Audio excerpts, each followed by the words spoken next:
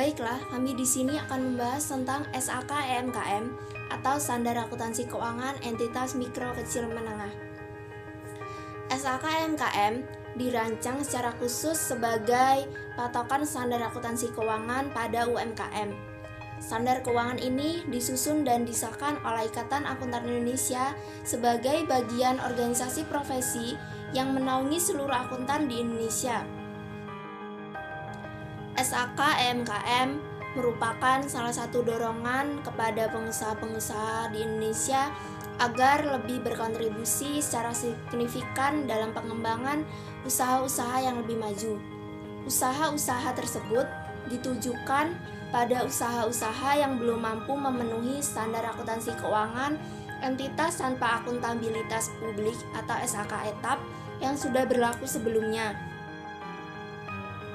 SAK-EMKM dirancang lebih sederhana dibandingkan SAK etap yang disusun untuk memenuhi kebutuhan pelaporan keuangan entitas kecil mikro menengah sesuai dengan Undang-Undang Nomor 20 Tahun 2008 yang disahkan pada tanggal 24 Oktober 2016, dilaunching pada KNA ke-8 tanggal 8 Desember 2016 dan mulai berlaku efektif pada tanggal 1 Januari 2018. Ada 18 bab isi pokok standar dalam SAK-EMKM, yaitu bab 1 ruang lingkup, bab 2 konsep dan prinsip pervasif, bab 3 penyajian laporan keuangan, bab 4 laporan posisi keuangan, bab 5 laporan laba rugi, bab 6 catatan atas laporan keuangan, bab 7 kebijakan akuntansi, estimasi dan kesalahan, bab 8 aset dan liabilitas keuangan, bab 9 persediaan, bab 10 investasi pada ventura bersama, bab 11 aset tetap, bab 12 aset tak berwujud, bab 13 liabilitas dan ekuitas, bab 14 pendapatan dan beban, bab 15 pajak penghasilan, bab 16 transaksi dalam mata uang asing, bab 17 ketentuan transisi, bab 18 tanggal efektif. Menyambung dari penjelasan sebelumnya tentang SAK-EMKM yang merupakan standar akuntansi yang diperuntukkan untuk UMKM, maka di sini saya akan menjelaskan tentang UMKM. Kepanjangan dari UMKM adalah usaha mikro, kecil, dan menengah. UMKM adalah usaha perdagangan yang dikelola oleh badan usaha atau perorangan yang merujuk pada usaha ekonomi produktif sesuai dengan kriteria yang ditetapkan oleh undang-undang.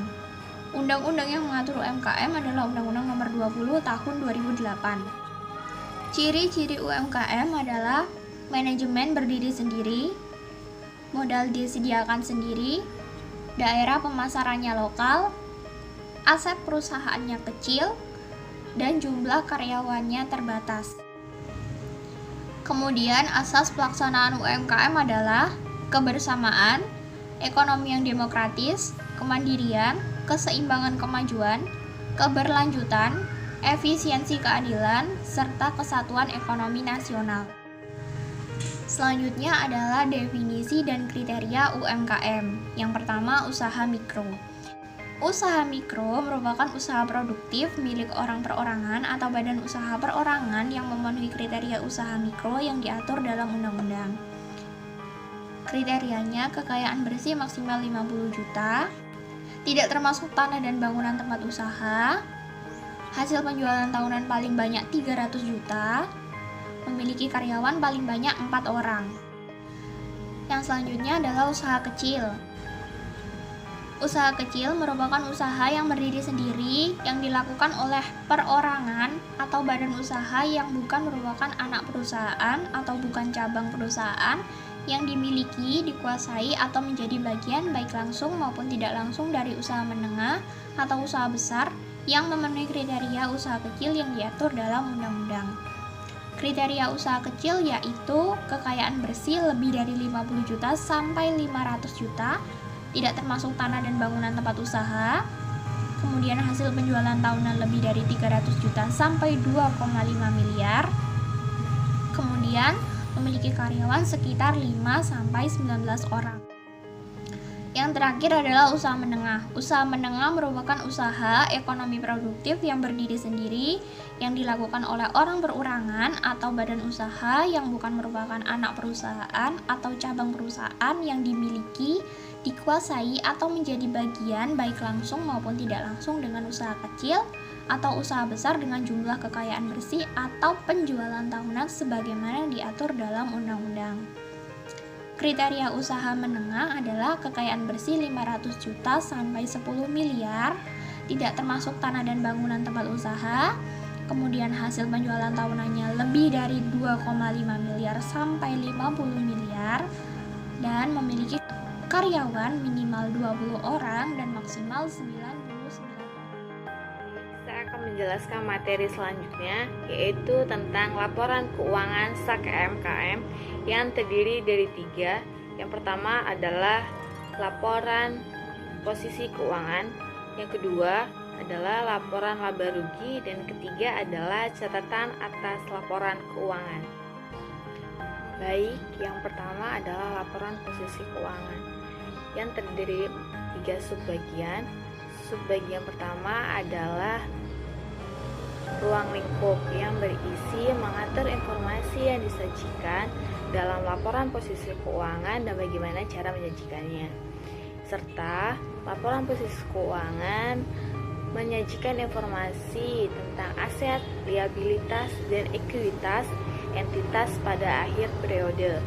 Subbagian kedua adalah informasi yang disajikan yang berisi kas, setara kas, piutang, persediaan, aset tetap, utang usaha, utang bank, dan ekuitas, serta menyajikan akun dan bagian akun laporan posisi keuangan yang relevan untuk memahami posisi keuangan. Subbagian ketiga adalah klasifikasi aset, liabilitas, dan ekuitas yang terdiri dari 3. Yang pertama adalah menyajikan secara terpisah aset lancar dan aset tidak lancar secara terpisah. Yang kedua, menyajikan informasi tentang utang jangka pendek dan jangka panjang secara terpisah. Dan yang ketiga adalah entitas menyajikan ekuitas secara terpisah sesuai bab 13. Baik, yang kedua adalah laporan laba rugi yang terdiri dari 3 subbagian. Subbagian pertama adalah ruang lingkup yang berisi laporan laba rugi, memasukkan semua penghasilan dan beban yang diakui dalam suatu periode kecuali SAK-MKM mensyaratkan lain.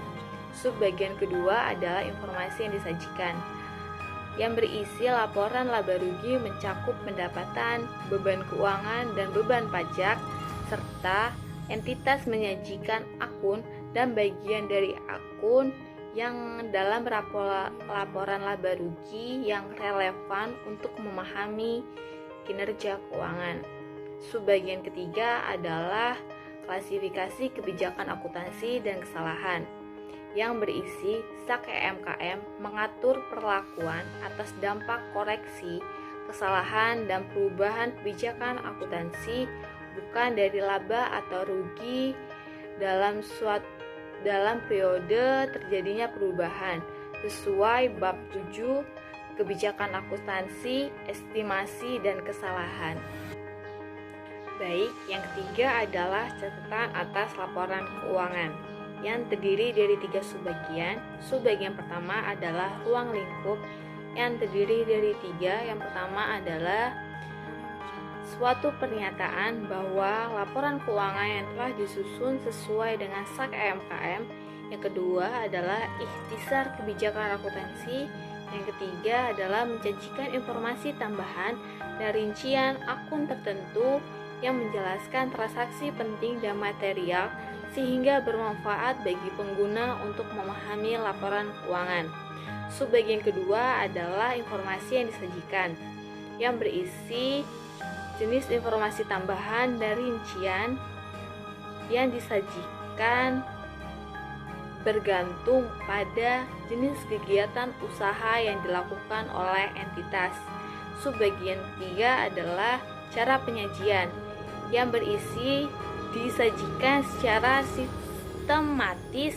Sepanjang hal tersebut praktis, setiap akun dalam laporan keuangan merujuk silang ke informasi dalam catatan atas laporan keuangan.